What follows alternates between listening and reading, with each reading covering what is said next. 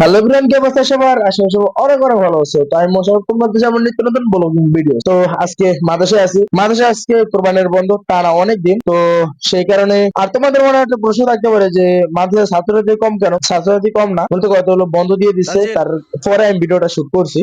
সবাই ঈদের বন্ধের খুশিতে সবাই ভাবলো একটা পার্টি দিবে, ঝালমুড়ির পার্টি। পার্টি শেষ করে বাড়িতে যাওয়ার সময় তানজিল বা ইসরাফিল আমাকে জোর করে ধরছে যে তুমি আজকে আমাদের সাথে ফুটবল না খেলে বাড়িতে যেতে পারবা না।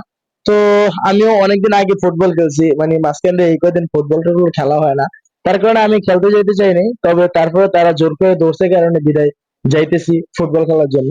এই জায়গায় আমি আছি এবং কি আমার সাথে আমার অনেক অনেক ছাত্র ভাইরা আছে। পিচের যে বলেন খেলা খেলো আঙ্গ লাগে।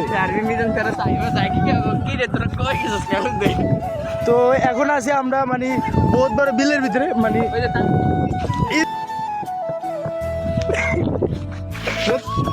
তোরটা খুলস না কা এই সেভিল তোরটা দেওয়া যায়।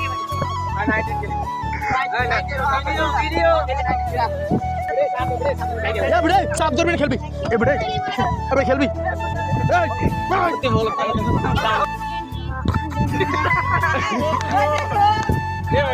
এই জায়গায় এখন সাব্বা করতেছে যে কে কোন টিমে পড়বে।